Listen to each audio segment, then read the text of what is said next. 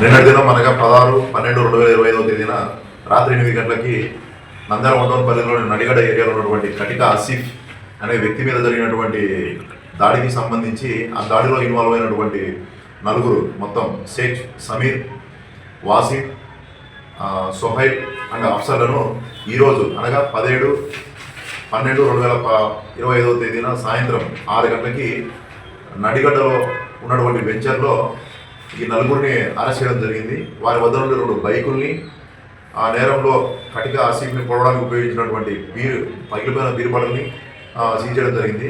ఈ విచారణలో తేలింది ఏమంటే 15వ తేదీన ఈ నెల 15వ తేదీన ఈ వాసిం, సోహైల్, అఫ్సర్ ముగ్గురు కలిసి అదే వీధిలో నడిగడ్డ వీధికి చెందినటువంటి రెహాన్ అనే అబ్బాయిని గొడవ పడుతూ ఉంటే ఈ బాధితుడు ఆసిఫ్ వాళ్ళ ఇద్దరిని బోత్ పార్టీస్ని విడదీయడం జరిగింది. అది మనసులో పెట్టుకొని నిన్నటి దినం వీళ్ళు నలుగురు కలిసి ఈ నలుగురు ముద్దాయిలు వాసిం, సోహైల్, సమీర్, అఫ్సర్ ఈ నలుగురు కలిసి మన నడిగడ్డలోని పబ్లిక్ లెట్రిన్స్ వద్ద కూర్చొని ఉండగా కాళ్ళు చేతులతో కొట్టిన తర్వాత వాసిం అనే వ్యక్తి పగిలిపోయిన బీరుబడిని తీసుకొని ఈ ఆసిఫ్ మీద దాడి చేసి గాయపరిచాడు. దాని విషయంలో అతని యొక్క కంప్లైంట్ మేరకు కేసు రిజిస్టర్ చేశాం. విచారణలో భాగంగా ఈరోజు సాయంత్రం 6 గంటలకి మొత్తం అందరినీ నలుగురిని అరెస్ట్ చేశాం.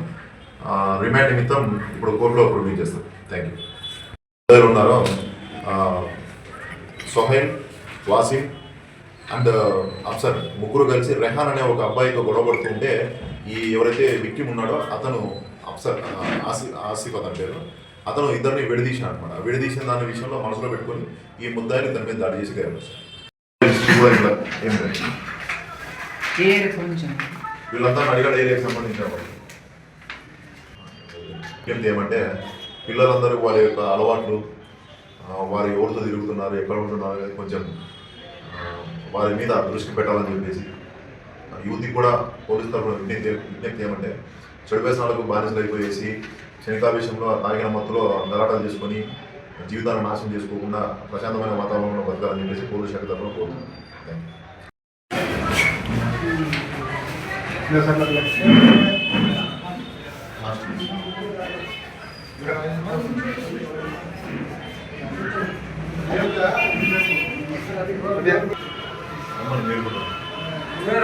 యూ.